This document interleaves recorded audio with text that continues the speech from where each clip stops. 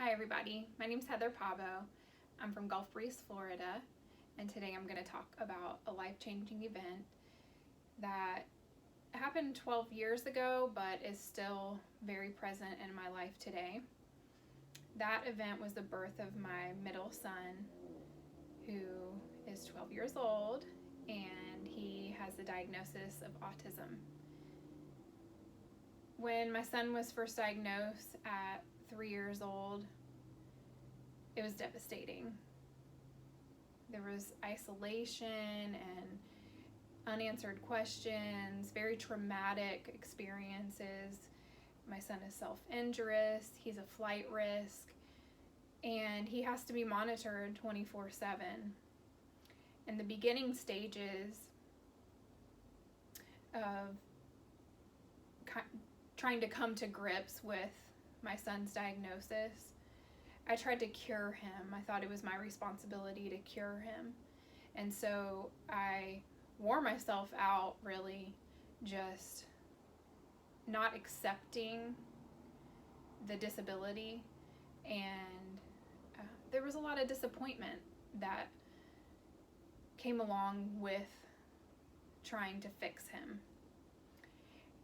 So I would say that there's been a lot of growth in these recent years in acceptance. I have finally reached a stage in the grieving process where I've accepted the diagnosis and the disability, and I feel like it's caused me to have to lean on God in a way that I would have never done so had this not entered into my life and my family's life. It's caused me to have to lean on God when He was the only one there for me, really.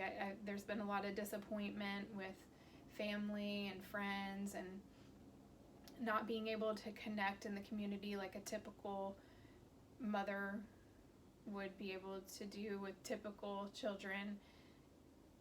There's a lot of loneliness that you have to deal with when you have an autistic child, because you can't do a lot of what other people can do. You're limited in your social interactions. So I now understand that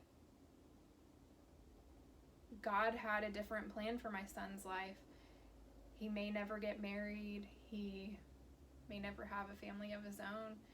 But He's taught me love, He's taught me compassion, and He stretched me and refined me in a way that may have never happened if I did not have this experience. So thank you all for listening, and I look forward to getting to know all of you a little better. Bye-bye.